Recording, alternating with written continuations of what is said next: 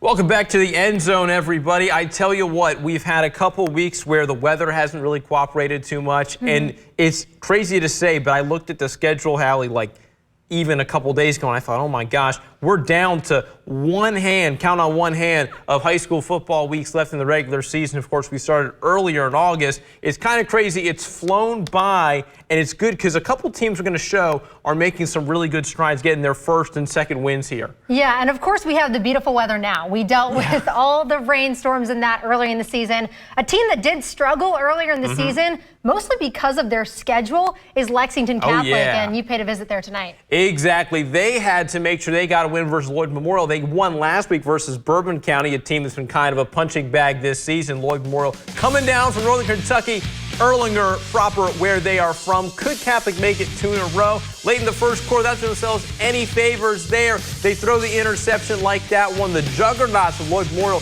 could not convert, though. Look at the Catholic defense here, doing a great job. Bam! He is not going anywhere but backwards. Nice defense, strong in their armor. A couple of happy Cath fans there as well.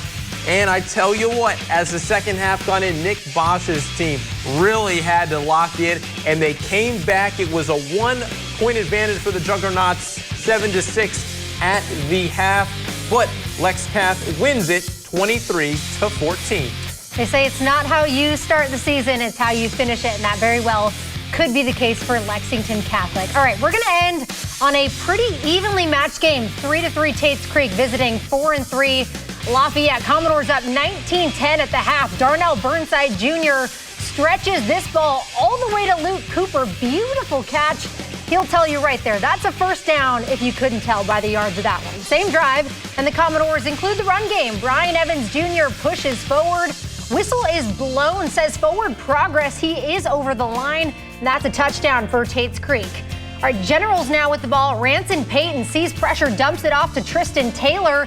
He takes off, breaks tackles, and says the more the merrier, just drags defenders with him into the end zone. A great run by the junior.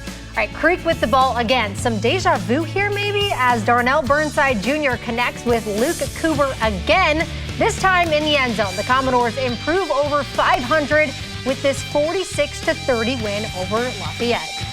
Now, we have some history for you after the scoreboard that I'm itching to tell you, but we see LCA there. Hallie beats WEB Du Bois 50-14, and then my guys out there in Bourbon County. You love that team. I love Bourbon County, love the Colonels. They got their first dub tonight, I do believe, 50-20. They can put up the double digit, the dozens on dozens scores. They can do that. It just took them a while. I was going to say, your first win, 50 points, not bad. Pretty good. Okay, so you saw the highlights there of Lafayette and Tates-Creek. That's known as the Roy Walton Bowl, a legendary coach who Jeff Pecoro gave us a bit of a history lesson on earlier today when I saw on Twitter that this was a fight for the Roy Walton Bowl between these two teams, two of the oldest teams at Lexington at that. Now, Coach Walton is a legendary coach, one of the best. Jeff actually played for him, and he coached at Lafayette, went over to Tates-Creek afterwards.